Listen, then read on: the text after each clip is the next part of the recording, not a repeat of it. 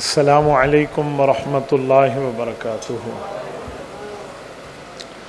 ان الحمد للہ نحمده ونستعینه ونستغفره ونعوذ باللہ من شرور انفسنا ومن سیئات اعمالنا من يهده الله فلا مضل له ومن يضلله فلا هادي له واشهد ان لا اله الا الله وأشهد أن محمدًا عبده ورسوله قال الله تبارك وتعالى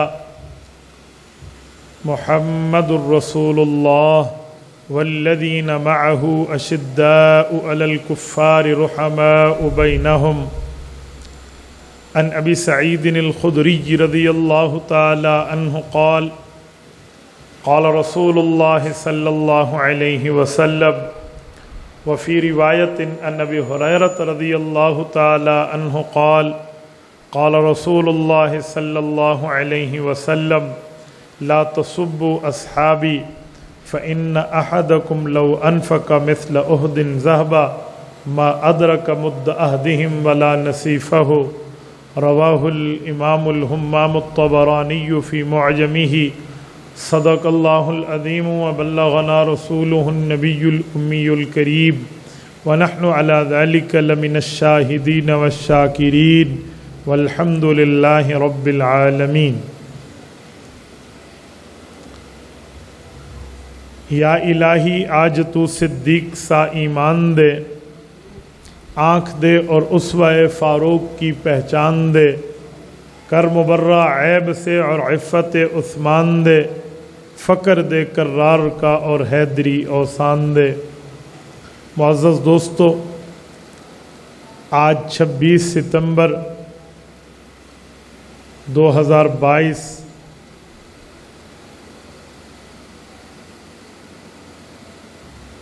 آپ کے یہاں جامعہ تعلیم الاسلام حنفیہ بلکسر ضلع چکوال میں 78ویں سالانہ سنی کانفرنس ہے۔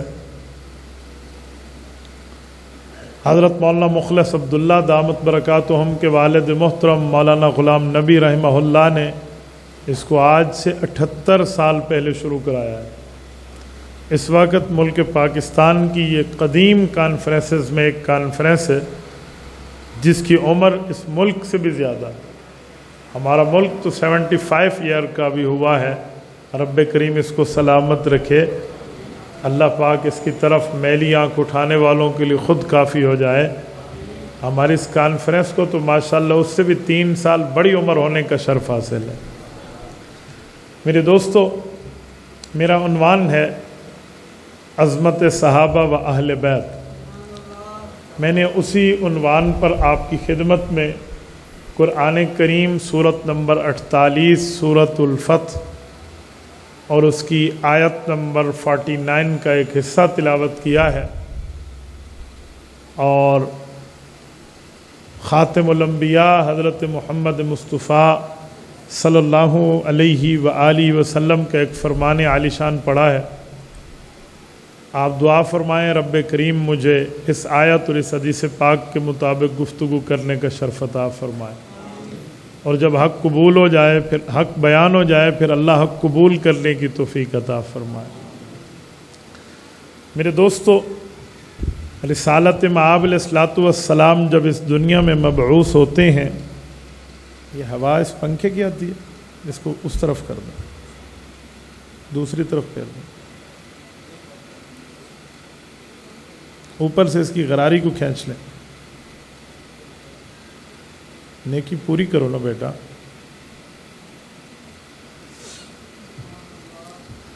رسالت مآب علیہ الصلوۃ والسلام جب اس دنیا میں مبعوث ہوتے ہیں تو آقا نامدار صلی اللہ علیہ وآلہ وسلم کے جو ہیں وہ حضور پاک کے گھر میں بھی اللہ نے ساتھی عطا فرمائے، حضور پاک صلی اللہ علیہ وسلم کے گھر سے باہر بھی ساتھی عطا فرمائے۔ جو پیغمبر کا فیملی ممبر ہے اور حضور کا ساتھی ہے وہ اہل بیت کہلاتا ہے، اور جو باہر میں رسول اللہ صلی اللہ علیہ وسلم کا معاون، ممد، مددگار، ساتھی، ہیلپنگ ہینڈ بنتا ہے وہ صحابی کہلاتا ہے۔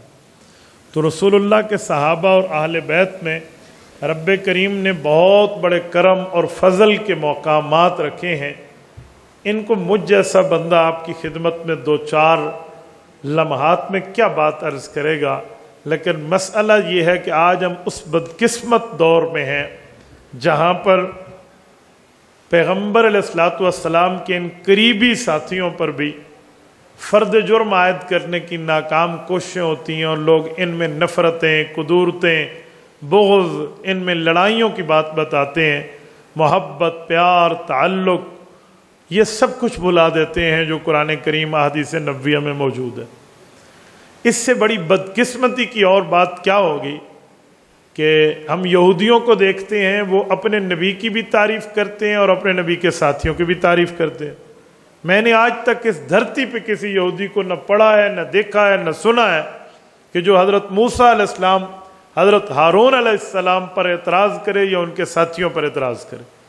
وہ نہ اپنے نبی پر بات کرتے ہیں، نہ نبی کے ساتھیوں پہ بات کرتے ہیں۔ اس دھرتی پر میں نے کسی عیسائی کی کسی کتاب کو آج تک نہیں دیکھا کہ کوئی عیسائی حضرت عیسیٰ علیہ السلام کے خلاف بولے یا حضرت عیسیٰ علیہ السلام کے حواریین، ان کے انصاری، ان کے صحابہ، ان کے دوستوں پر کوئی بات کرے۔ تو یہ حیرانگی کا مقام ہے کہ کلمہ طیبہ پڑھ کر، خود کو اسلام کا لیبل لگا کر ہم رسول اللہ کے خلاف بھی بات کر جائیں اور حضور کے صحابہ اور اہل بیت پر بھی بکواس کر جائیں، تو میرے خیال میں صرف لیبل آف اسلام ہے، یہ اسلام نہیں ہے، یہ اسلام کا نام ہے، اسلام کا کام نہیں ہے۔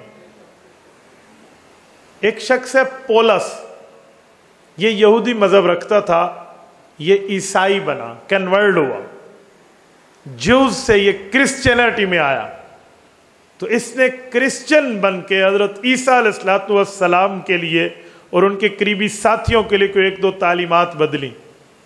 یہ صرف ایک بات نظر آتی ہے جو باہر سے آ کر ادھر آیا، اور اس نے عیسائیت کو آج دو حصوں میں تقسیم کر دیا۔ آپ عیسائیوں کو دیکھو تو کچھ عیسائی وہ ہیں جو کیتھولک کرسچینٹی کے قائل ہیں، اور کچھ وہ ہیں جو پروٹسٹنٹ اپنے آپ کو کہلاتے ہیں، اور پروٹسٹنٹ کرسچینٹی میں یا پروٹسٹنٹ عیسائی خود کو کہتے ہیں۔ تھا باہر سے آنے والا۔ ایسے ایک شخص اسلام میں بھی ہے جو ہے یہودی مذہب میں، اس کا نام عبداللہ بن سبا ہے، اس پہ اپنا لیبل اس نے اسلام کا لگایا، اور آ کر ایسی ایسی باتیں اسلام میں ڈال دیں کہ مسلمان طبقہ جو کلمہ گو ہے ان کے دلوں میں سے شکوک و شبہات ڈالنے کی کوشش کی ہے، اور کچھ گمراہ ہو کے ان شکوک و شبہات میں پہنچ گئے ہیں کہ صحابہ اور اہل بیت پر بول بیٹھے ہیں، اور کنوں کو آج تک ان پر اعتماد ہے۔ تو یہی مسئلہ وہاں پیش آیا، یہی مسئلہ یہاں پیش آیا، ورنہ ایسی کوئی بات نہیں ہے کہ کوئی اپنے نبی کے خلاف بات کرے اور نبی کے ساتھیوں کے خلاف بات کرے۔ شیخ العرب والعجم حضرت مولانا عبدالستار توسوی، اللہ اس کی قبر پہ کروڑوں اربوں رحمتیں نازل فرمائے، ایک پیارا جملہ ارشاد فرماتے تھے کہ لوگوں، اگر صحابہ پر تمہارا اعتماد نہیں ہے کہ پیغمبر کے صحابہ اور اہل بیت نعوذ باللہ مؤمن نہیں تھے، تو وہ اپنی میٹھی اور ڈیرہ غازی خان کی سریکی میں ایک جملہ کہتے، وال حضور سہیں کھانڈ دی مل لئی ہے آ کے، یہ ان کا لفظ ہوتا کہ کیا اللہ کے رسول نے شوگر مل لگائی تھی، شوگر مل کا کام کیا تھا؟ اگر رسول اللہ کے قریبی ساتھیوں میں بھی ایمان نعوذ باللہ موجود نہیں ہے تو پھر رسول اللہ نعوذ باللہ شوگر مل لگانے آئے ہوں گے، فلور مل لگانے آئے ہوں گے، پھر یہی کام ہوگا۔ تو یہ بہت بڑی نیچ حرکت ہے کہ آپ رسول اللہ کے ساتھیوں پر بات کرو، رسول اللہ کے قریبیوں پر بات کریں، اور اس سے بڑی میں کیا لفظ بولوں، مسجد میں مجھے حیا آتی ہے، اس سے بڑی بدنصیبی کی بات نہیں ہے کہ کوئی اپنے نبی کے گھر کے اوپر اہل خانہ پر اعتراض شروع کر دے۔ اپنی بات پر تو ہم چین بجبی ہو جاتے ہیں کہ آپ میرے پرسنل اٹیک کر رہے ہیں، میری ماں پر، میرے گھر پر، میری فیملی پر، لیکن رسول اللہ کی فیملی پر کوئی بول جائے، یہ اس کو تو میرے خیال میں اسلام کے لیے کھلی چھٹی ہے۔ یہ کیا معاملہ ہے؟ رسول اللہ کے گھر پہ بات ہو، رسول اللہ کے اہل خانہ پر اعتراض ہو، اس سے بڑی بد نصیبی اور کیا کہتے ہیں نیچ حرکت اور کون سی ہو سکتی ہے؟ اس بنیاد پہ ہمیں یہ عنوان بتانا پڑتا ہے کہ عظمت صحابہ اور اہل بیت کے دلائل آپ سمجھو، ورنہ کلمہ پڑھنے کے ساتھ ہمیں اس کے دلائل سمجھنے کی ضرورت نہیں ہے، یہ تو آٹومیٹیکلی سمجھ آ جائیں گے۔ سورج چڑھے گا تو دن ہونے کی دلیل ہے. یہ نہیں ہو سکتا کہ سورج چڑھے اور لوگ کہیں رات ہے. رات کو کہاں سورج طلوع ہوگا؟ اذا طلعت الشمس فالنہار موجود.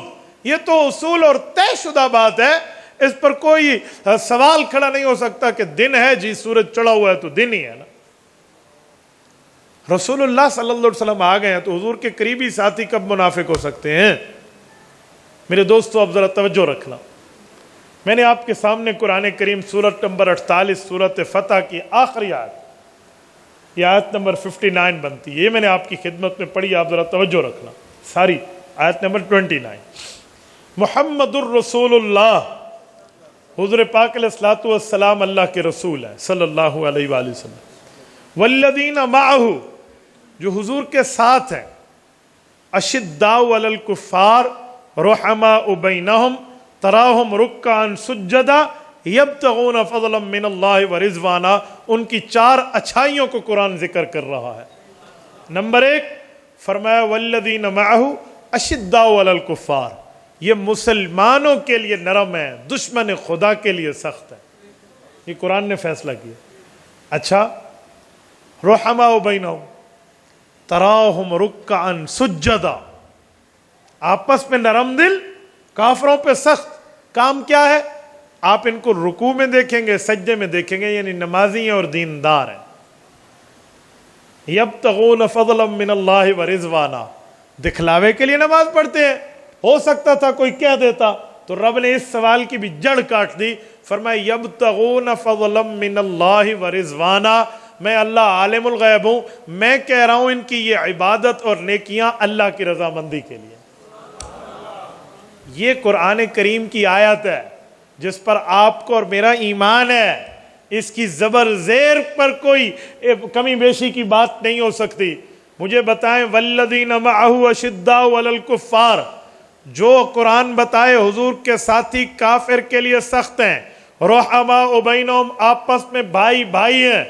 اب دنیا کا کوئی بندہ اٹھ کر وہ اپنے پہ لیبل جتنے بڑے اسلام کا کیوں نہ لگا لے, اور وہ صحابہ کی آپس میں سختی اور غیر کے لیے نرمی بتائے, تو یہ قرآن کا ماننے والا ہوگا یا منکر ہوگا؟ تو فیصلہ, جب ہم یہ بات مانتے سمجھتے ہیں تو ہمیں کیا ضرورت ہے ہم ایسے بندے پر توجہ دیں جو قرآن کریم کی ان آیت کی واضح طور پر مخالفت کر رہا ہے. اگلا لفظ تراہم رکعا سجدا, پیغمبر کریم کے صحابہ اور اہل بیت کی عادت تو عبادت ہے. عبادات ان نے کر کر کے عادات میں شامل کر لی ہے. تراہم رکعا سجدا, یا رکوع ہے یا سجدہ ہے, نماز کی بات ہے. تو جو پیغمبر کریم صلی اللہ علیہ وسلم کے صحابہ کو نمازی اور نیک سے ہٹا کر نعوذ باللہ قاتل کی شکل میں پیش کرے, ایبجیکشن پیش کرے, ایک دوسرے سے جو ہے نا کیا کہتے ہیں اعتراض اور حکومت کی لالچ میں لڑتے ہوئے کی باتیں پیش کرے, کیا وہ قرآن کریم کی اس آیت کا انکار نہیں کر رہا؟ اور رب فرماتا ہے یبتغون فضلا من اللہ ورضوانا, وہ اللہ کی رضامندی اور اللہ کے فضل کے متلاشی ہیں. تلاش کرنے کے رب نے ابتغاء کا لفظ لایا ہے. ایک ہوتا ہے تفتیش, اس کا معنی بھی ڈھونڈنا ہوتا ہے, سرچنگ, تلاش کرنا. ابتغاء اس کا معنی بھی ڈھونڈنا ہوتا ہے, لیکن تلاشی جو تفتیش کی ہے نا وہ جسم کے اوپر سے ہے, اندر سے ابتغاء ہے. پولیس والے تلاشی لینا تو کہتے ہیں تلاشی چل رہی ہے, تو تلاشی جسم کے اوپر سے ہے, دل کے اندر سے کوئی پولیس والا نہیں جانتا, دل کے اندر سے اللہ جانتا ہے. تو رب نے فرمایا یبتغون فضلا من اللہ ورضوانا, یہ اوپر سے بھی مومن ہے, اندر سے بھی مومن ہے. یہ رسول اللہ کے ساتھیوں, توجہ رکھنا. پھر رب کریم نے ان کی صفت میں مزید ایک بات فرمائی. فرمایا سیماہم فی وجوہہم من اثر السجود, ان کی عبادت تو ان کے چہرے مبارک سے نظر آتی ہے. عبادت کا اثر, نیکی کا اثر, ریاضت کا اثر, بھلائی کا اثر, اللہ رب العزت کی رضامندی کے کاموں کا اثر تو ان کا چہرہ بتا رہا ہوتا ہے. ذالک مثلہم فی التورات, تورات جو موسیٰ علیہ السلام پر اتری ہے, رسالت مآب سے 3500 سال پہلے کا زمانہ گزرا ہے. یہ کیلکولیشن اسرائیلی روایات کی ہے, کوئی 3500 سال پہلے کی بات. رب نے فرمایا ان کی اچھائیاں تو میں نے اس کتاب میں پہلے بیان کر دی تھی کہ حضور آئیں گے اور ان کے ساتھی ایسے ہوں گے. صرف تورات میں نہیں, ذالک مثلہم فی التورات و مثلہم فی الانجیل, ان کی مثالیں حضور پاک علیہ الصلوۃ والسلام کے اعلان نبوت سے 600 سال قبل حضرت عیسیٰ علیہ السلام پہ اترنے والی آسمانی کتاب انجیل میں بھی موجود ہے۔ اور میرے دوستو، قرآن اور پچھلی کتابوں میں جو صحابہ کے تذکرے ہیں، پیغمبر کریم کے تذکرے ہیں، یہ واقعی جو وہ علماء تھے نا، جو علماء ایمان لائے ہیں یہود سے نکل کے، نصارہ سے نکل کے، وہ سناتے تھے، وہ آ کر بتاتے تھے کہ ہم نے نشانیاں پڑھی ہیں۔ آپ کو میں اس پر ایک بات عرض کرتا ہوں، صحیح بخاری جلد اول باب کیف کان بدء الوحی الی رسول اللہ صلی اللہ علیہ وسلم، پہلا چپٹر ہے صحیح بخاری کا، پہلا جہاں سے صحیح بخاری شروع ہوتی ہے، کتاب الایمان سے بھی پہلا چپٹر ہے، بطور مقدمہ امام بخاری اس کو ذکر فرماتے ہیں۔ اس میں ایک تفصیلی حدیث ہے، اس حدیث پاک کا خلاصہ، اس کی شرح پوری فتح الباری میں، عمدۃ القاری میں، قسطلانی میں اس کی تفصیل موجود ہے۔ رسول اللہ صلی اللہ علیہ وسلم نے ایک صحابی کو خط دے کر ہرقل قیصر روم کے بادشاہ کو ایمان کی دعوت کے لیے روانہ فرمایا تھا۔ وہ صحابی ہیں حضرت، جن کی شکل میں حضرت جبرائیل آتے تھے، کیا نام ہے؟ حضرت دہیہ۔ آپ دیکھو مولانا سلیم صاحب فرما رہے ہیں، آپ حضرات خاموش ہیں، خالی جلسے نہ سنا کریں، کچھ دل میں تحریک اور آگ بھی لگایا کریں ایمان کی۔ حضرت دہیہ بن خلیفہ کلبی رضی اللہ عنہ ہے، وہ جو رسول اللہ صلی اللہ علیہ وسلم کا خط مبارک لے کر گئے ہیں۔ بادشاہ ایمان تو نہیں لایا، لیکن مہمان نوازی خوب کی، رات کو اپنے نگار خانے میں لے کر گیا اور کہنے لگا کہ میں تمہیں اسکیچ دکھاتا ہوں، پرانے زمانے کی تصویر جو خیالی تصاویر ہوتی تھی۔ بعض لوگ اسکیچ بنانے کے ماہر آج بھی ہیں، آپ کہیں نا کہ ایک شخص ہے، اس کی اینک ہے، اس کی ٹوپی ہے، سندھی ٹوپی ہے، یوں کپڑے ہیں، یوں مونچھیں ہیں، یوں داڑھی ہے، تو وہ یوں بنانا شروع کر دیتے ہیں تو اسکیچ نکل آتا ہے۔ تو وہ اسکیچ والا تھا، مصور تھا، یہ اس طرح کا نگار خانہ وہ چلاتا تھا، باپ دادا سے اس نے سیکھا تھا۔ تو اس کمرے میں لے کر گیا اس صحابی کو اور کہا ذرا یہ پہچانے یہ کن کن کے میں نے اسکیچ بنائے ہیں۔ صحابی کہتے ہیں جب میں نے روشنی میں ان کو دیکھا تو میں نے کہا تو رسول اللہ صلی اللہ علیہ وسلم کا تصور میں شکل تو نے بنائی ہے، اور یہ تو ابو بکر رضی اللہ عنہ اور یہ حضرت عمر رضی اللہ عنہ، اور اللہ کے رسول اور حضرت ابو بکر اور حضرت عمر تو انطاکیہ اس وقت آئے بھی نہیں تھے جہاں پر قیصر روم موجود تھا۔ یہ سلاجفہ روم کا علاقہ ہے، یہ انطاکیہ بالکل قریب بنتا ہے، یہ عرفہ یہ سرحد ہے ملک شام اور ملک ترکی کی۔ میں کچھ دنوں پہلے انطاکیہ کے بالکل قریب سے زیارت کر کے آیا ہوں، یہ اس جگہ خط پہنچا تھا اس کے پاس۔ انہوں نے کہا یہاں تو صحابہ کرام یہ آئے بھی نہیں اور رسول اللہ کی اس جگہ تو آمد نہیں ہوئی، تم نے کیسے دیکھا اور کیسی تردید؟ انہوں نے کہا جی میں تورات انجیل کا پڑھا ہوا ہوں، ادھر سے میں نے جو پڑھا اس نشانیوں کو میں نے صفحے کرتاس پہ اتارا تو یہ اسکیچ بن گیا۔ ذالک مثلہم فی التوراۃ و مثلہم فی الانجیل۔ یہ پرانے لوگ تھے، پچھلی کتابوں کو ماننے والے تھے، ان کی ملاقات نہیں ہے رسول اللہ سے، ان کی ملاقات نہیں ہے حضرت ابو بکر سے، ان کا ملاقات ان کی نہیں ہے حضرت عمر سے رضی اللہ عنہما، لیکن اسکیچ بنا دی۔ یہ رب کریم کی اس بات جو قرآن میں آیا تو پہلے لوگوں نے اس کی تصدیق ہی کر دی نا۔ اور پھر فرمایا صحابہ کرام کی مثال شروع میں طاقت میں، یعنی دنیاوی طاقت میں کمزوری تھی، 2 4 5 10 یوں چلتا گیا مجمع بنتے ہوئے، لیکن ایک وقت آیا کہ صحابہ کی طاقت دنیاوی بھی اور دینی بھی، ایمانی بھی، جسمانی بھی، روحانی بھی ہے۔ تو یہ مثال رب نے دی ایک پودے کے پیدا ہونے سے۔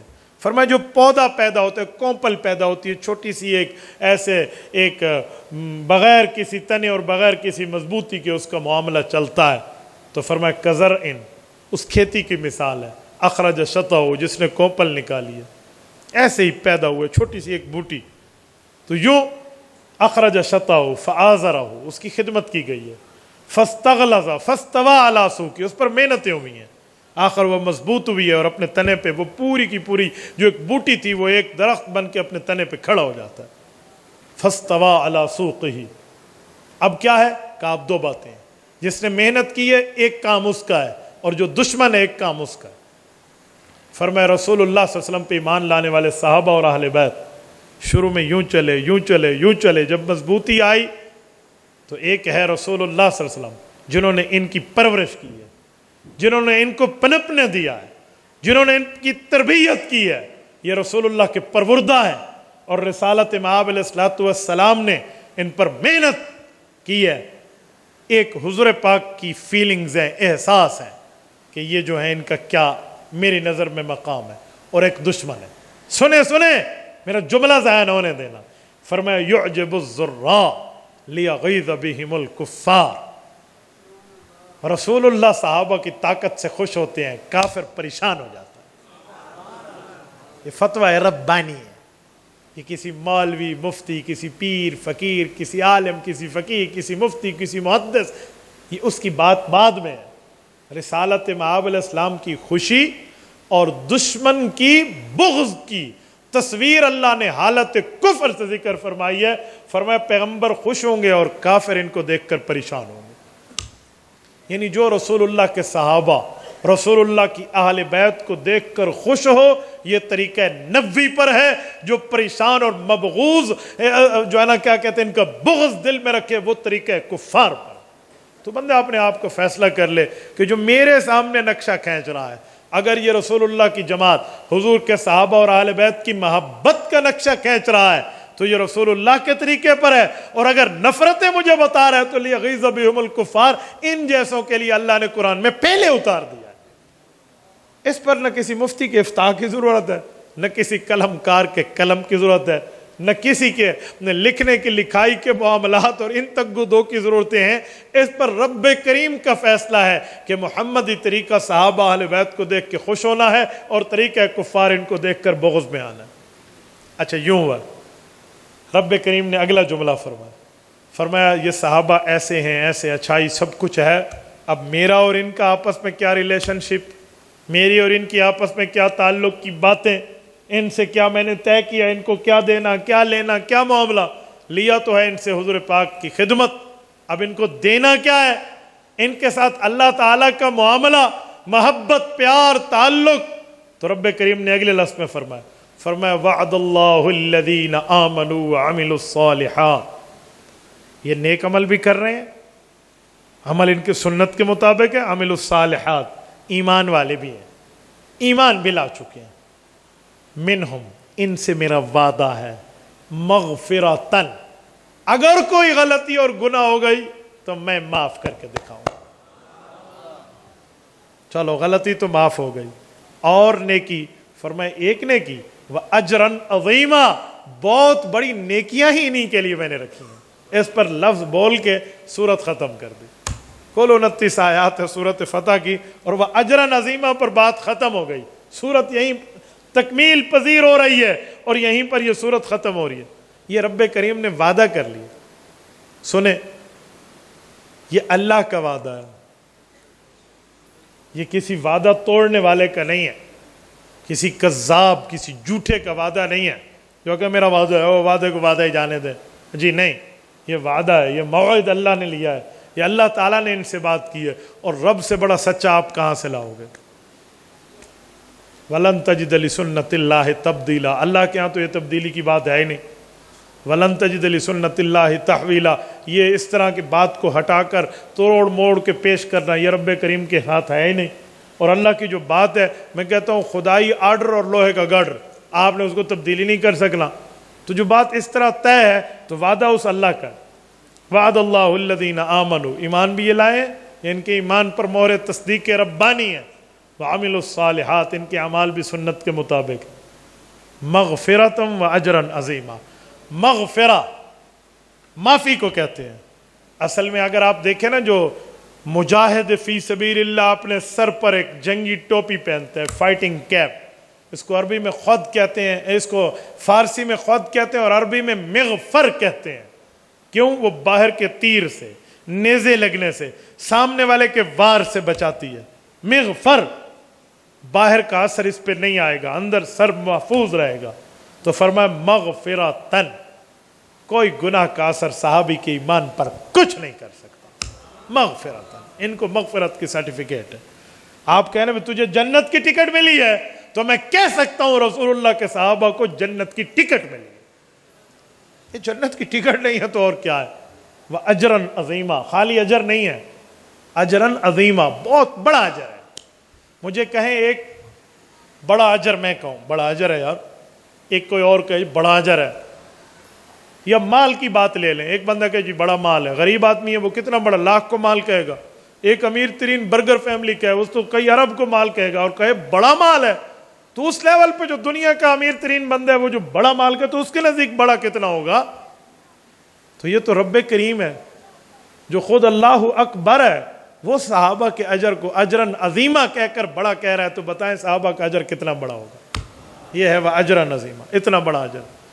تو اگر قرآن کریم کے پیرائے میں دیکھیں رسول اللہ کے صحابہ اور اہل بیت کو، قرآن کریم کے اسلوب میں دیکھیں حضور پاک کے ساتھیوں کو، قرآن کریم کی طرز تکلم و طرز و تخاطب میں دیکھیں حضور کی جماعت کو، تو ان سے بڑا مومن اس دھرتی پہ ہے ہی کوئی نہیں۔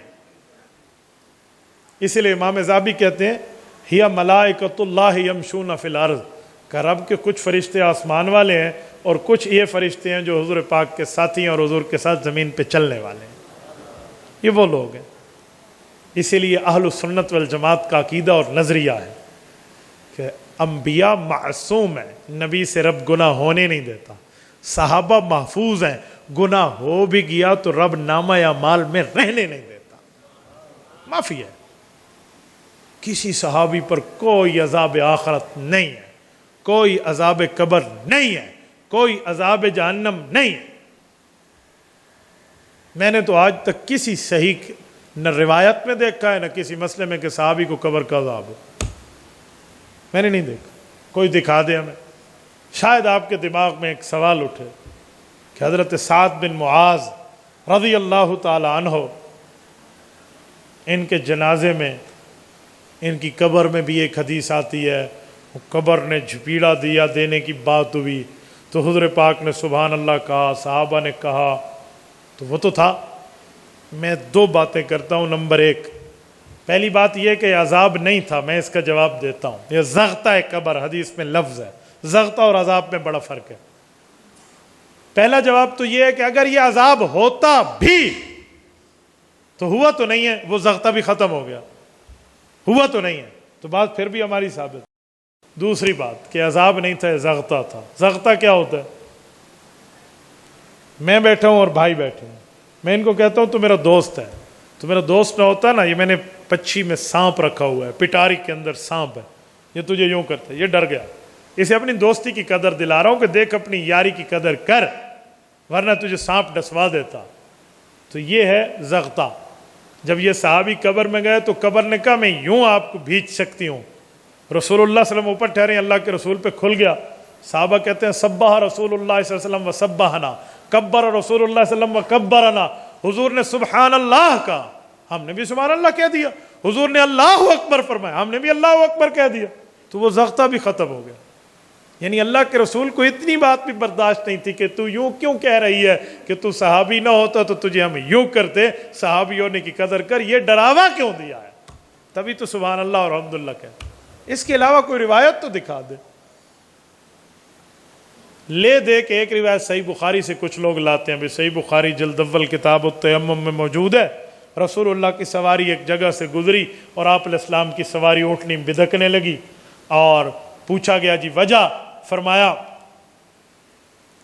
یہاں نیچے قبریں ہیں اور ان دو قبروں والوں کو عذاب ہو رہا ہے، کسی بڑے گناہ کی وجہ سے نہیں ہو رہا، بڑے گناہ سے مراد کوئی کفر کی بات نہیں ہے، گناہ تو کبیرہ ہے لیکن اتنی بڑی بات نہیں ہے، بات بڑی چھوٹی سی ہے گناہ کبیرہ۔ جی کون سی ہے؟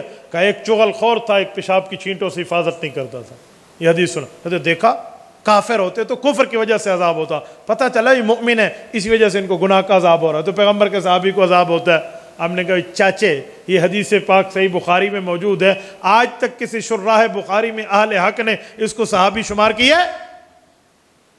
اس حدیث سے اتنی سمجھ آتی ہے کہ بندہ مومن ہے۔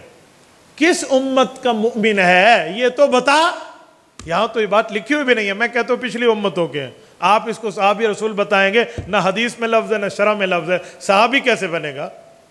ٹھوکنے والے معاملے میں تو مذہب ثابت نہیں ہوتا، جس کو قرآن کہہ رہا ہے کہ ان کی میں معافی دے رہا ہوں اور ان پر اجر عظیم دے رہا ہوں، اور تو اپنی محنت تک دو کوشش لگن میں بیٹھے اس کو عذاب مل رہا ہے، یہ تمہاری جھوٹی کوشش کامیاب نہیں ہو سکتی۔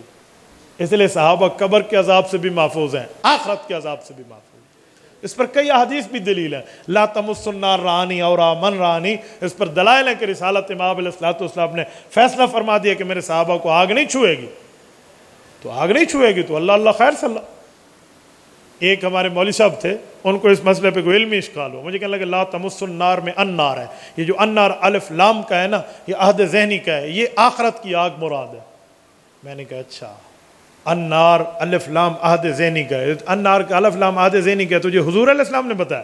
کہتے جی نہیں، فقہ میں لکھا ہوتا ہے، فلاں میں لکھا ہوتا ہے، فلاں میں الف لام کی 4 قسم، میں نے ان میں سے ایک قسم لے لی، میں نے کہا ان میں ایک قسم استغراقی بھی لکھی ہوتی ہے کہ الف لام استغراقی ہے، سب کو شامل ہے، نہ قبر کا عذاب ملے گا، نہ آخرت کا ملے گا، نہ محشر کا ملے گا۔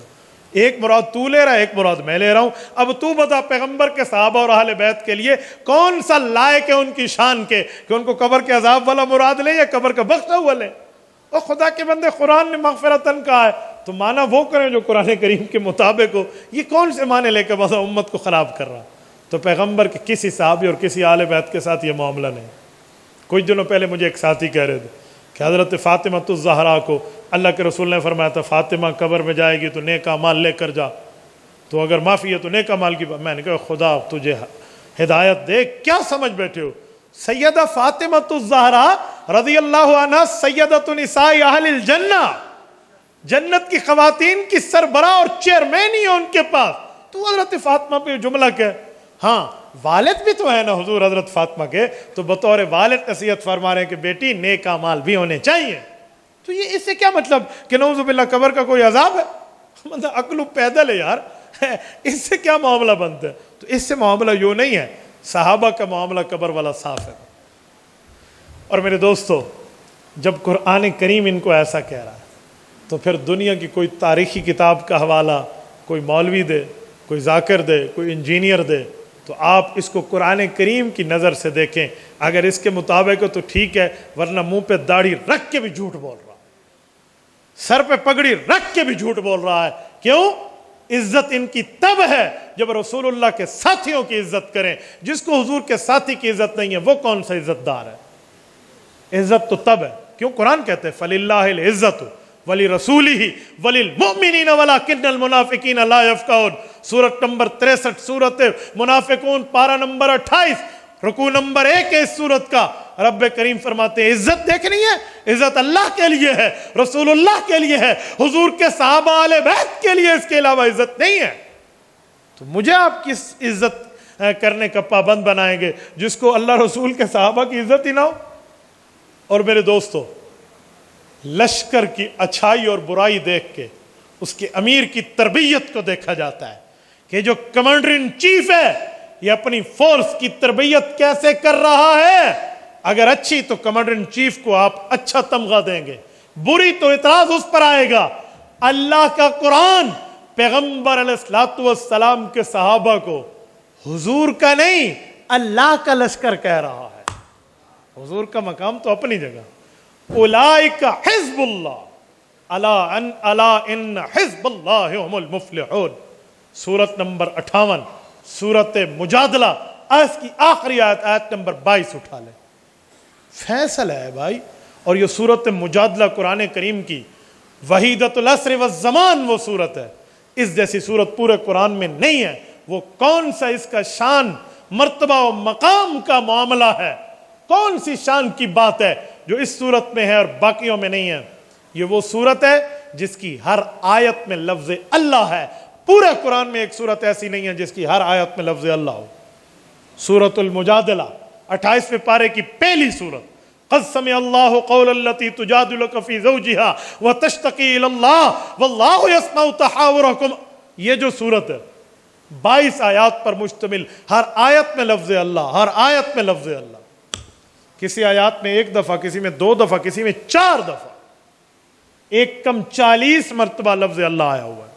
یہ ایک سورت ہے، اور اسی سورت کی آخری آیت رب کریم نے صحابہ کرام کو، حضور پاک کی جماعت کو اپنا فوجی قرار دیا ہے، اپنی آرمی قرار دیا ہے، اپنی فورس قرار دیا ہے، اپنا لشکر قرار دیا ہے۔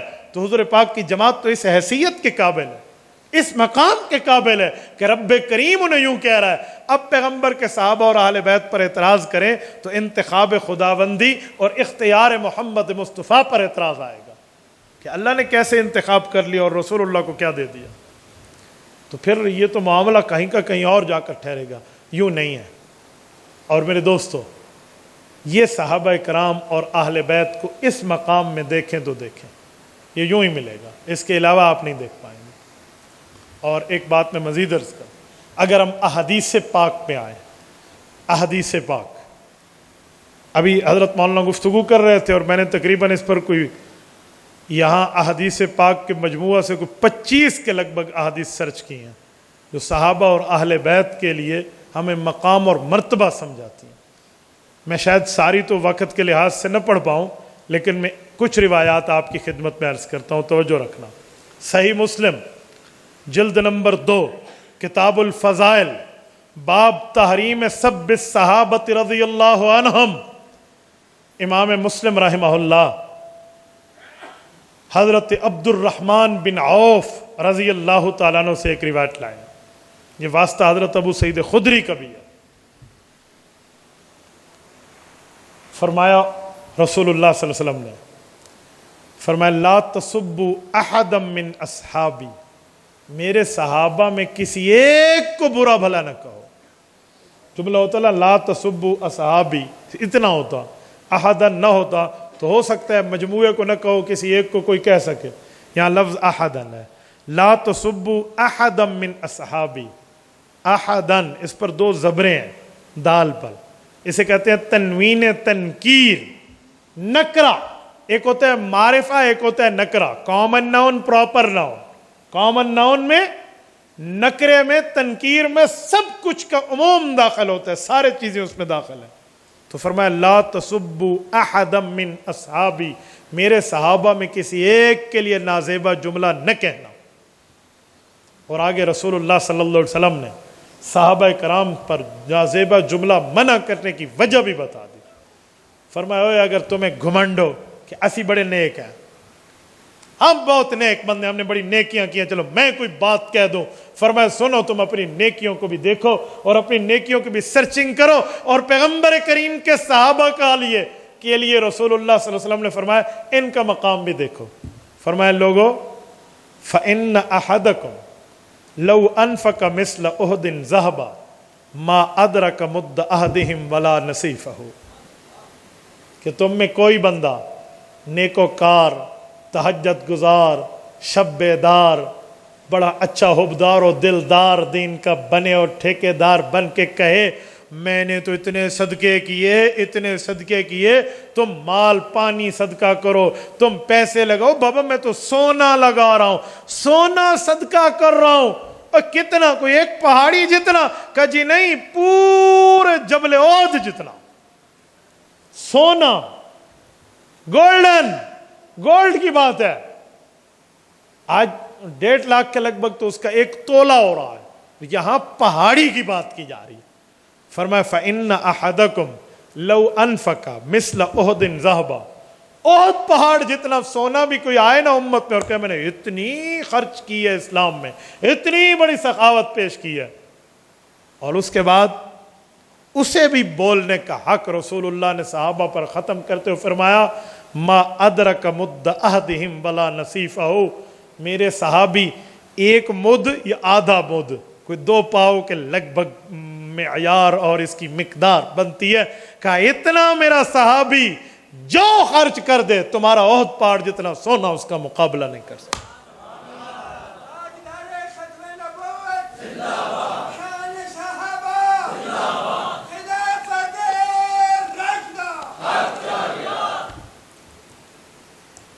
یہ نبوی فتویٰ ہے، رسالت مآب علیہ السلام کا فرمان ہے. پیسوں کے بارے میں بات نہیں ہے، چاندی کے بارے میں بات نہیں ہے، سونے کے بارے میں بات کی کہ اتنا سونا پہ خرچ کر دو. اجی تجھے بھی اجازت نہیں ہے تو کوئی بات کر، اور کوئی اور غلیظ نسل، غلیظ نالی کا کوئی کیڑا اٹھ کر پیغمبر کے صحابہ اور اہل بیت پہ بات کرے تو اسے کہو تو اپنی حیثیت تو جان. کسی نیکوکار، شبیدار، تہجد گزار، وفادار کو کہنے کی اجازت نہیں ہے تو باقی کسی کو کہنے کی حیثیت کیا ہوگی؟ تو حضور پاک صلی اللہ علیہ وسلم نے اس حد تک پیغمبر علیہ السلام نے اپنے صحابہ کی بات کی ہے۔ اور میرے دوستو، رسالت مآب علیہ السلام کا ایک فرمان امام احمد رحمۃ اللہ علیہ، فضائل الصحابہ مستقل کتاب ہے امام احمد رحمۃ، امام احمد بن حنبل الشیبانی المتوفى 241 ہجری، آج 1443 ہجری کے بعد 1444 ہجری شروع ہے، وہ 241 ہجری، آج سے تقریباً 1200 سال پہلے کا آدمی ہے امام احمد بن حنبل رحمہ اللہ، اس امت کا چوتھا بڑا امام۔ یہ حضرت انس بن مالک رضی اللہ تعالیٰ عنہ سے حدیث پاک لائے، کہتے کچھ لوگ تھے رسالت مآب علیہ السلام کے پاس آئے اور بات کرتے ہوئے صحابہ کرام کے خلاف کوئی جملہ بولنے کے بارے میں سوال کیا کہ اگر اس طرح کوئی نازیبہ جملہ صحابی کے بارے میں کہہ دے تو رسالت مآب علیہ السلام نے جواب دیا، ان انس رضی اللہ عنہ قال قال رسول اللہ صلی اللہ علیہ وسلم من سب اصحابی فعلیہ لعنت اللہ والملائکۃ والناس اجمعین لا يقبل اللہ منہ صرفا ولا عدلا۔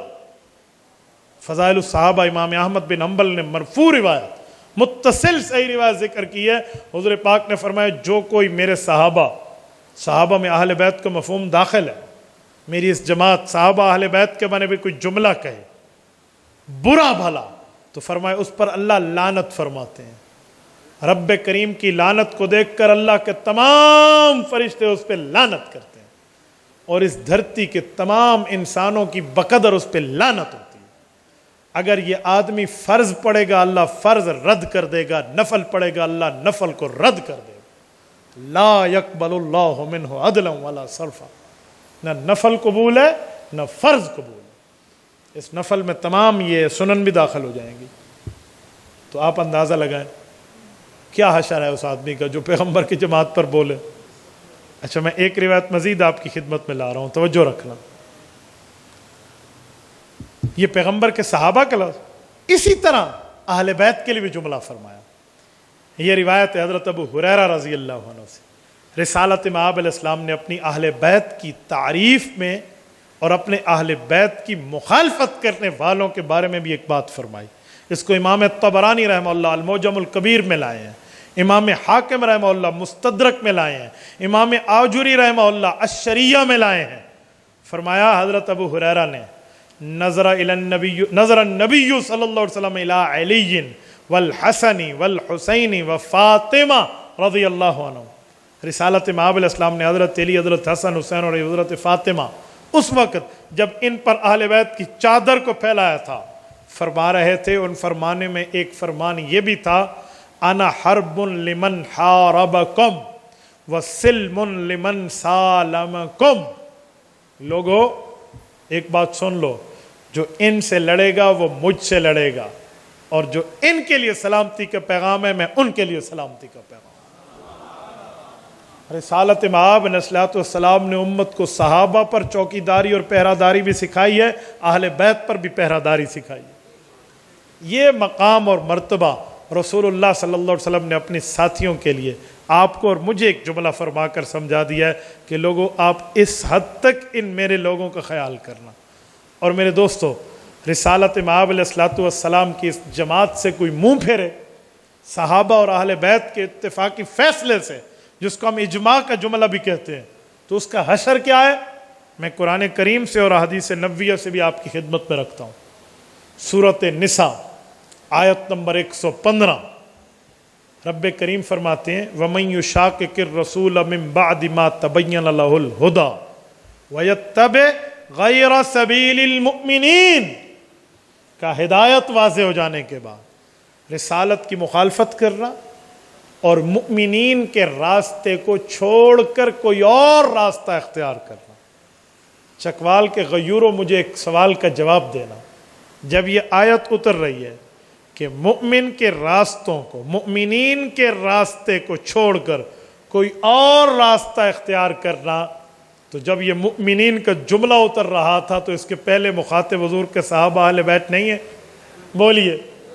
پتہ چلا ان کے راستے سے ہٹ کر کوئی اور راہ اپنانا، ان کے عقائد سے ہٹ کے کوئی اور عقیدہ رکھنا، ان کے مسائل فضائل دلائل ان کے طریقہ کار سے ہٹ کے کوئی اور مسائل دلائل اور طریقہ کار کو لے کر آنا، فرمایا دو تمہیں عذاب ملیں گے، نولیہ ما تولا ونصلہ جہنم، اور اسی کی صفت وساعت مصیرا، ایک عذاب دنیا کا، ایک عذاب آخرت کا۔ نولیہ ما تولا، وہ جو چاہے گا اسے دے دیں گے دنیا میں، جس طرح منہ پھیرے گا دے دیں گے۔ کیا معنی؟ گمراہی چاہے گا تو گمراہی ملے گی، یعنی توبہ کی توفیق اس بے ایمان سے سلب ہو جائے گی۔ نولیہ ما تولا ونصلہ جہنم، آخرت میں اس کو جہنم میں داخل کریں گے، وساعت مصیرا، اور وہ بہت برا ٹھکانہ ہے۔ یہ رب کریم کے قرآن نے فیصلہ کیا۔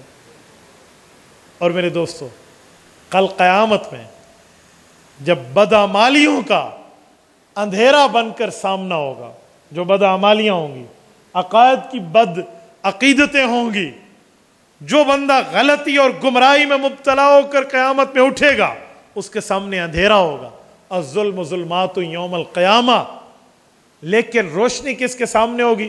سورۃ التحریم آیت نمبر 8، 28ویں پارے کی آخری سورہ۔ رب کریم نے اس روشنی کی بات کی ہے اور افراد بتائے ہیں کہ کن افراد پر، کن اقوام پر وہ روشنی ہوگی، وہ خوش قسمت کون لوگ ہوں گے۔ رب کریم فرماتے ہیں یوم لا یخزی اللہ النبی والذین آمنوا معہ نورہم یسعی بین ایدیہم وبایمانہم، فرمایا قیامت میں رب نے نبی کو، اللہ نے اپنے سامنے کوئی شرمندہ نہیں کرنا، والذین آمنوا معہ، اور حضور کے ساتھیوں کو بھی قیامت میں کوئی شرمندگی نہیں ہے۔ یہ دونوں حضور اور حضور کے ساتھی، پیغمبر کے صحابہ اہل بیت دونوں شامل ہیں۔ فرمایا یہ کون ہوں گے؟ نورہم یسعی بین ایدیہم وبایمانہم، ان کی روشنی تو ان کے ساتھ ایسے ہوگی، یہ چلتے چلیں گے تو روشنیاں ساتھ چلے گی، یہ گھومیں گے تو روشنی ساتھ گھومیں گی۔ میرے دوستو، دائیں بائیں جہاں بھی گھومیں روشنی ساتھ ہے، اندھیری رات ہو، موسم برسات کا وقت ہو، جاڑے کی سردی ہو، شدید ترین آندھی چل رہی ہو، اور ہم جنگل میں ہوں، اور لائٹ ہماری گاڑی کی ختم ہو جائے، تو جو گاڑی ہمارے سامنے گزرے اور اس پر لائٹ بھی ہو اور بالکل اس تمام مصائب سے محفوظ بھی ہو، تو لوگ کہتے جی واہ واہ، کل قیامت کی سختی اس آندھیوں کی سختی سے زیادہ ہے۔ وہاں کی ہولناکیاں یہاں کی ہولناکیاں اس سے بہت کم ہیں۔ وہاں کی تکلیف جہاں اقوام عالم جمع ہو، النبی والذین آمنوا معہ، حضور کے صحابہ، حضور کے اہل بیت، حضور کے ساتھی، ان کے لیے روشنی ہے۔ ہاں، جس گاڑی کی روشنی بند ہے وہ چاہتے ہیں کہ ہم بھی روشنی کے ساتھ چلیں، تو اس روشنی والی گاڑی کے پیچھے چل پڑے تو اس کی روشنی سے ان کو بھی کچھ فائدہ ہو جائے۔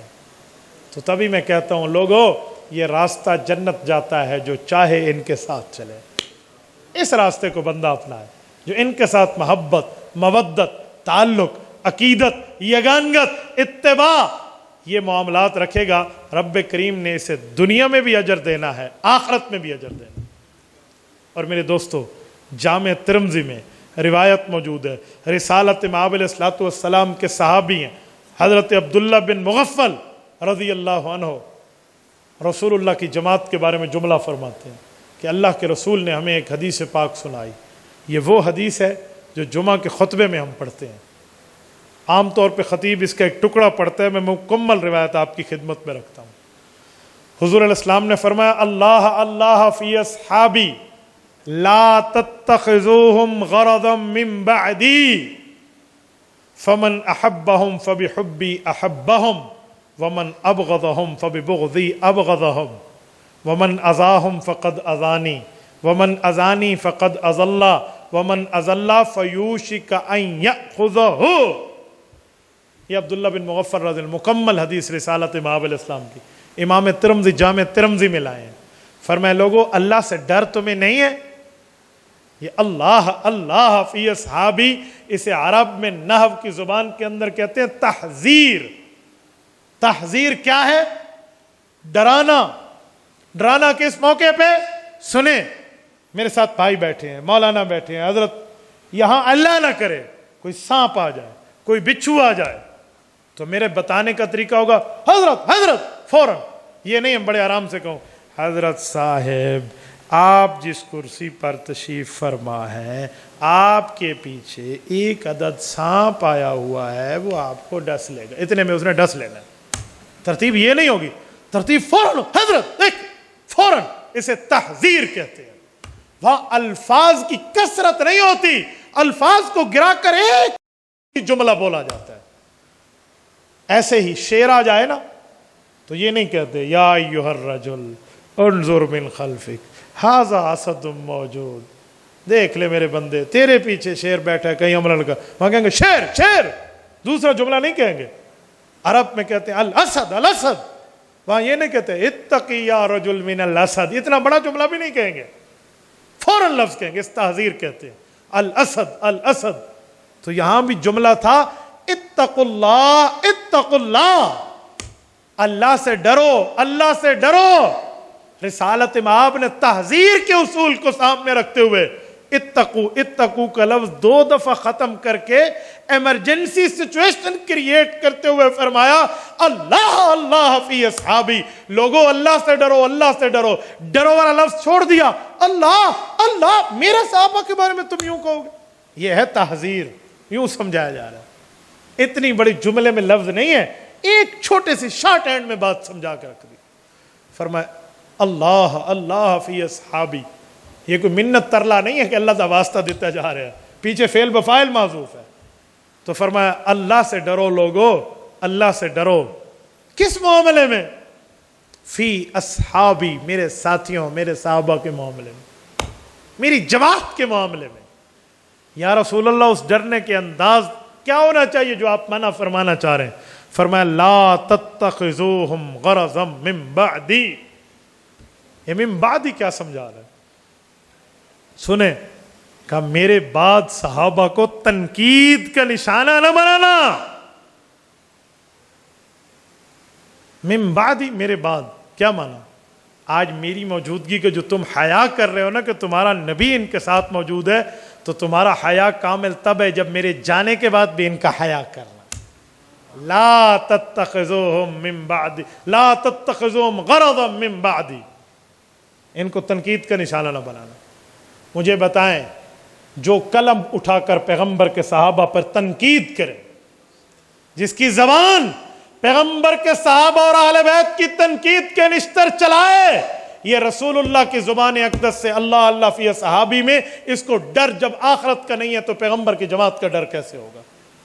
جو پیغمبر کے 2 دفعہ تعزیر کے جملے اللہ اللہ کے لفظ سے بھی نہیں ڈرا اور اس کو حیا اور شرم نہیں آئی، تو اس کو پیغمبر کے صحابہ کی شرم کہاں آئے گی؟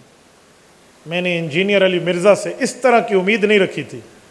سمجھتا ہوں گمراہی کے گڑھے میں ہے، لیکن یہ جملہ جو اس نے بولا ہماری سوچ کی ایک انتہا ہوئی کہ یار یہ انسان کس طرح بول سکتا ہے اپنے نبی کے صحابہ کے لیے. انجینئر علی مرزا کو سننے والوں اور اس کو تھوڑے اچھائی کے جملے اس کے لیے بولنے والوں ذرا توجہ رکھنا. وہ حضرت معاویہ، حضرت عمرو بن عاص رضی اللہ عنہم سمیت پیغمبر کے صحابہ کو مخاطب کر کے کہتا ہے کہ شکر کرو اس وقت میں نہیں تھا، اس وقت تلوار لے کر میں حضرت علی کے ساتھ سے تمہارے خلاف چلتا. بس ٹھیک ہے اس وقت نہیں تھا، تو اب میری زبان کو دنیا کی کوئی طاقت نہیں روکے گی، ہم اپنی زبان سے تمہارے خلاف بات کریں گے. انا للہ و کیا معاملہ؟ حضرت حسن کی صلح تم بھول گئے؟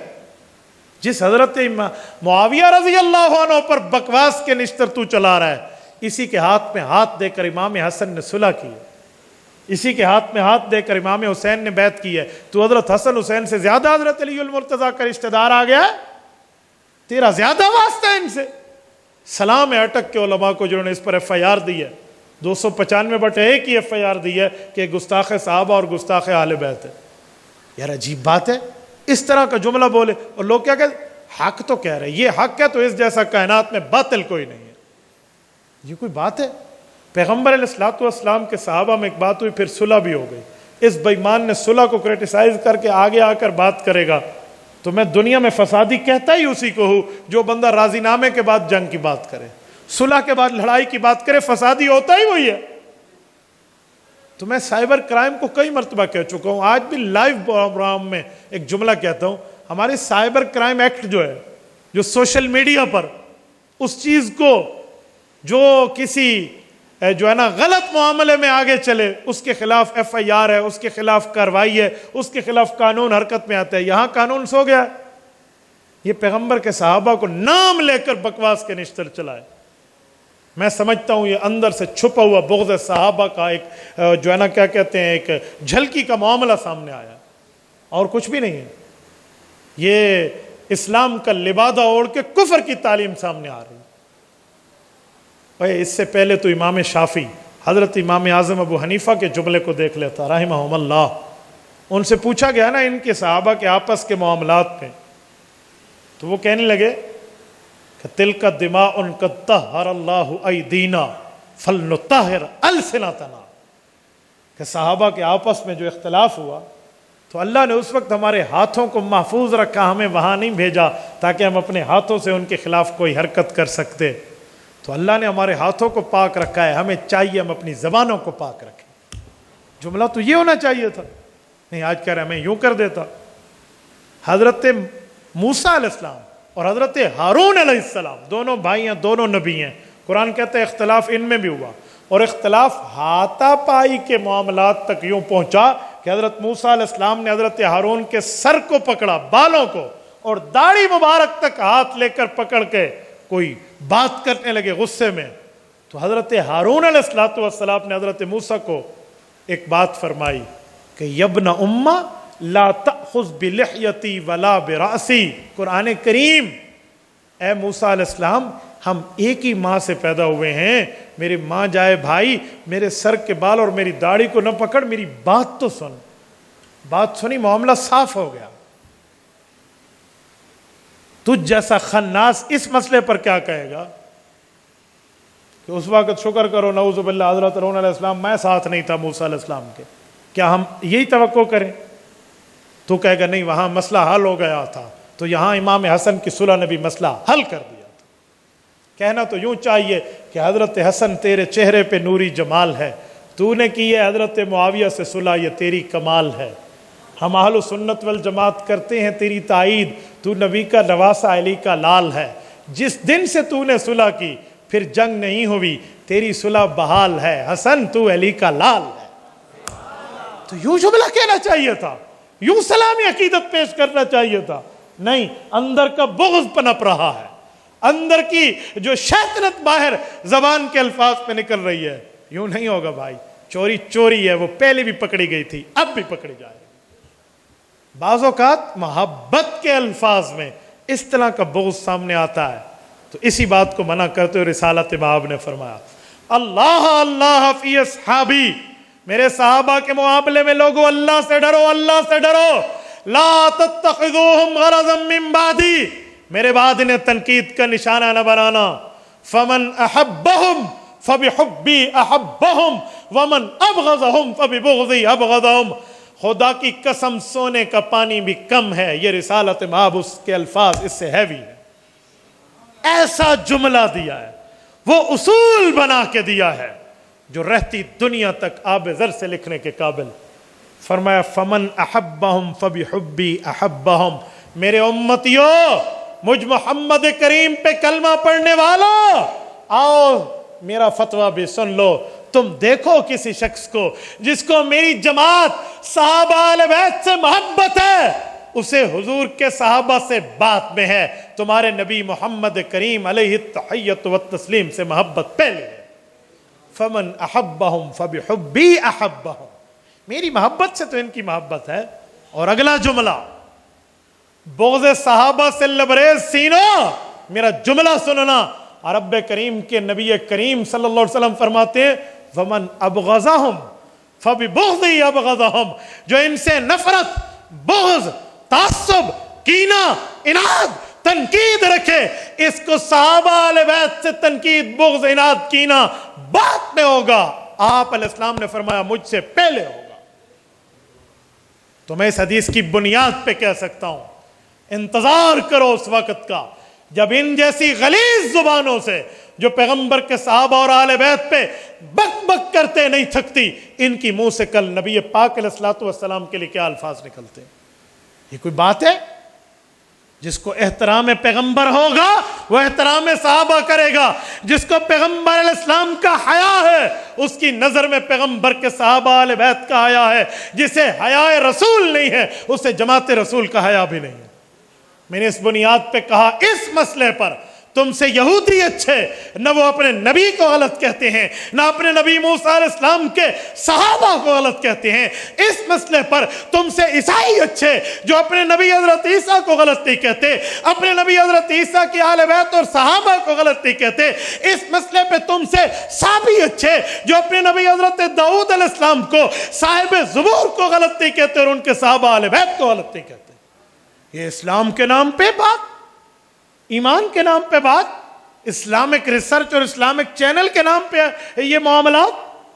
اور میرا وہ نوجوان جس کے دل میں دین کا درد ہے لیکن دین کے علم سے وہ پیدل ہے، پیدل تو کیا لنگڑا لولا ہے، وہ اس انجینئر کی تعریف کر کے کہ جی غلط حق کر دا، یہ گل حق ہے، یہ حق بات ہے، اسے حق کہتے ہیں۔ جو ایک ہی جملے میں پیغمبر کے صحابہ کو رگڑا جائے نعوذ باللہ، اور یہ ایسا جملہ کہہ دے جو قرآن اور احادیث کی مخالفت میں ہو، اور جی میں واہ واہ کر کے سنوں۔ اوے لوگو جنہوں نے مرزے کے چینل کو سبسکرائب کیا ہے، میں ان کو مخاطب کر کے آج چکوال کی اس عظیم کانفرنس سے پیغام دیتے ہوئے کہتا ہوں، تیرے ہاتھ نے اس مرزے کے چینل کو لائک کیا ہے، تیری انگلی اس کے سبسکرائب پہ چلی ہے، بیل آئیکن کو پریس کرتے ہوئے چلی ہے، یہ پیغمبر کے صحابہ اور آل بیت پر بغض کا اظہار کر رہا ہے۔ تو نے ہاتھ استعمال کیا، ڈیٹا استعمال کیا، آئی ڈی استعمال کی، اپنا موبائل استعمال کیا، تیرا یہ ہاتھ بچے گا نہیں۔ رب کریم قرآن میں فرماتے ہیں، سورت نمبر 36 سورت یاسین میں فرماتے ہیں، چوتھے رکوع میں جملہ ہے وَتُكَلِّمُنَا أَيْدِيهِمْ، مجرم آئے گا قیامت میں دربار خداوندی میں، اللہ اس کی زبان پہ مہر لگائیں گے، اس کے ہاتھ کو طاقت قوت دیں گے۔ اوے ہاتھ بول، نیکیاں کرتا تھا یہ بندہ یا گناہ کرتا تھا یہ بندہ، ہاتھ بولے گا۔ رب کہتا ہے وَتُكَلِّمُنَا أَيْدِيهِمْ، یہ ہاتھ ہم سے بولیں گے۔ یہاں وہ ہاتھ قیامت میں تمہارا سبسکرائب کرنا، تمہارا اس کے بیل آئیکن کو پریس کرنا، اس کی ویڈیو کو بنظر تحسین دیکھنا، تمہارا ہاتھ قیامت پہ بولے گا۔ یہ اس پر کوئی وہ بات نہیں ہے کہ ہمیں کوئی مسئلہ ہے اس کے لائکس زیادہ ہو جائیں۔ میں فیس بک کی دنیا میں ان کے دادوں سے زیادہ لائکس رکھتا ہوں، ان کے اباؤ اجداد سے زیادہ رکھتا ہوں۔ 1.5 ملین فالوورز تو میری ایک کلک پر فیس بک پہ موجود ہے۔ مجھے نہیں چاہیے نہ وہ پلیت لائکس، نہ وہ پلیت فالوورز جو پیغمبر کے صحابہ اور اہل بیت کے لیے اپنی انگلیوں کو یوں استعمال کرتے پھریں۔ لیکن جو بات حق ہے وہ میں کہوں گا۔ میرے کندھوں پر بھی 2 CCTV فوٹیج لگے ہوئے ہیں جیسے آپ کے کندھوں پر ہے۔ ان کندھوں پر اللہ کی طرف سے یہ بیٹھے ہیں یہ فرشتے، کرامن کاتبین یعلمون ما تفعلون۔ صبح شام کی ڈیوٹیز ہیں جو چینج ہوتی ہیں، صبح اور شام کے وقت 2 فرشتے گئے 2 اور آئے۔ یہ کل قیامت میں رب کریم کے دربار میں وَإِذَا الصُّحُفُ نُشِرَتْ، جب نامہ اعمال کھلے تو یہ کہہ دیں اللہ ہمارے پاس زبان کی طاقت تھی، میڈیا کی طاقت تھی، آواز کی طاقت تھی، چینل کی طاقت تھی، پیج کی طاقت تھی، سوشل میڈیا کی طاقت تھی، ہم نے اس طاقت کو بروئے کار لاتے ہوئے اس جو ہے نا کیا کہتے بغضی کے خلاف جتنا کام کر سکتے تھے ہم نے کیا ہے۔ میں اپنی ڈیوٹیز پوری کر رہا ہوں، میں اپنے فریضہ منصبی کو ادا کر رہا ہوں، مجھے کسی کے لائکس کے کوئی لینا دینا نہیں ہے۔ لیکن جو بات حق ہے وہ ڈنکے کی چوٹ پہ کہیں گے۔ یہ نہیں ہے کہ کسی کے ڈر کے مارے یا کسی کے فلاں کے مارے ہم اس حق کو چھپا جائیں۔ ہمیں اللہ کے قرآن نے کہا ہے وَلَا تَلْبِسُوا الْحَقَّ بِالْبَاطِلِ وَتَكْتُمُوا الْحَقَّ وَأَنْتُمْ تَعْلَمُونَ۔ لوگوں کبھی حق کو باطل کے ساتھ نہ ملاؤ، تم جانتے بھی ہو، تمہیں پتہ بھی ہے حق حق ہے، باطل باطل ہے، تو پھر یہ کام تمہیں نہیں کرنا چاہیے۔ جب میں اللہ کے قرآن کو سامنے رکھے ہوئے ہوں، فرمان پیغمبر کو سامنے رکھے ہوئے ہوں، اللہ کے گھر میں اس عظیم جگہ میں بیٹھا ہوں جو 78ویں سالانہ کانفرنس ہمارے اکابر کی شروع کردہ ہے، تو اس پہ میں جھوٹ بول کر کوئی بات کروں تو ہم سے بھی پوچھ ہونی ہے اور آپ سے زیادہ ہونی ہے۔ جس بندے کو جتنی معلومات ہے اتنا سوال ہونا ہے۔ کہتے ہیں قیامت میں قبر کے اندر عقل کے مطابق سوال ہوگا، علم کے مطابق سوال ہوگا، اپنے علم پر کیا عمل کیا، اپنے عقل کے مطابق کیا سوچا۔ تو جو میں نے حق سمجھا، رب کے قرآن کو سامنے رکھ کے کہا، ان لوگوں سے پوچھ ہونی ہے جنہوں نے اس معاملے میں آگے چلنا ہے۔ جو آگے چل رہا ہے، جو جیسے چل رہا ہے، اس سے پوچھو گی۔ وہ پیغمبر کے صحابہ کو مخاطب کر کے جملہ کہہ رہا ہے اور تم اس کو ڈیفائن کر رہے ہو، تم اس کی دفاع کر رہے ہو۔ یار عقل اور خرد نام مر نہیں گیا تو پھر بندے کو سوچ لینا چاہیے۔ تو میرے دوستوں، میں نے بات شروع کی تھی عظمت صحابہ اور اہل بیت پہ، ان دونوں پر میں نے آپ کی خدمت میں آیات اور احادیث پیش کی ہیں۔ رب کریم آپ کو اور ہمیں صراط مستقیم عطا فرمائے، دین اسلام پر عمل کی توفیق عطا فرمائے، شریعت مطہرہ کو ماننے والا بنائے۔ اقول قولی ھذا واستغفر اللہ وآخر دعوانا ان الحمد للہ رب العالمین۔ نماز جنازہ میں آپ صورتیں کیوں نہیں پڑھتے، سورۃ فاتحہ کیوں نہیں پڑھتے؟ بھائی نماز جنازہ جو ہے، جو عام طور پہ مسنون سنت ہے، وہ یہی ہے جو ہم پڑھتے ہیں۔ باقی آپ بطور دعا کوئی چیز بھی پڑھ لیں، منع کوئی نہیں ہے، لیکن مسنون چیز جو عام ترتیب پر ثابت ہے اسی کو پڑھا جاتا ہے۔ مولانا ذکر کرنا کیسا ہے؟ اللہ کا ذکر تو کرنا چاہیے، اللہ کا ذکر سے آپ کو منع کون کرتا ہے؟ مولانا ہیلی آگے کیا ہے؟ یہ اچھا ہیلا اسقاط لکھنا چاہتے ہیں، لکھا تو ہیلی کاپٹر ہے۔ خدا کے بندے، کہاں ہم اس کی اجازت دیتے ہیں؟ جو چیز ناجائز ہے آپ اس کو پوچھتے ہیں۔ اللہ آپ کو خوش و خرم رکھے۔ جزاکم اللہ تعالی وآخر دعوانا ان الحمد للہ رب العالمین۔ الحمد للہ رب العالمین والعاقبۃ للمتقین والصلاة والسلام علی سید الرسل وخاتم النبیین۔ ربنا ظلمنا انفسنا وان لم تغفر لنا وترحمنا لنكونن من الخاسرین۔ ربنا آتنا فی الدنیا حسنہ وفی الآخرۃ حسنۃ وقنا عذاب النار وادخلنا الجنۃ مع الابرار۔ یا عزیز و یا جبار یا ارحم الراحمین، الہی آت نفسی تقواہا وزکہا وانت خیر من زکاہا انت ولیہا ومولاہا۔ اے میرے مولا، ہمارے اس پروگرام کو قبول فرما۔ اللہ جو حضرات تشریف لیں، ان کا تشریف لانا قبول فرما، اس میں برکات عطا فرما، کرم فضل احسان امتنان کا معاملہ فرما۔ اے اللہ تمام بیماروں کو صحت عطا فرما۔ جن دوستوں نے دعاؤں کے لیے کہا ہے، کہنا چاہتے ہیں، ان کی دعاؤں کو قبول فرما۔ اے اللہ جو دنیا سے رخصت ہو گئے، ان کے قبور کو جنت کا باغ بنا۔ اللہ میری ہمشیرہ کچھ دنوں پہلے دنیا سے رخصت ہوئی ہیں، اللہ ان کا ثواب ان کو بھی عطا فرما۔ اللہ اس سمے جتنے مسلمان دنیا سے گئے ہیں ان سب کو ان کا ثواب عطا فرما۔ اللہ جتنے دوست بیٹھے ہیں، ان نے ہاتھ اٹھائے، ان کی جائز حاجات اور خواہشات کو پورا فرما۔ قرض داروں سے قرضوں کی خلاصی کی صورت پیدا فرما، رزق حلال وافر مقدار میں عطا فرما۔ اے اللہ ہمارے ملک کی حفاظت فرما، مدارس مساجد اسکول کالج کے بچوں کی حفاظت فرما۔ صلی اللہ تعالی علی خیر خلقہ محمد وعلی آلہ واصحابہ اجمعین برحمتک یا ارحم الراحمین۔ السلام علیکم ورحمۃ اللہ وبرکاتہ۔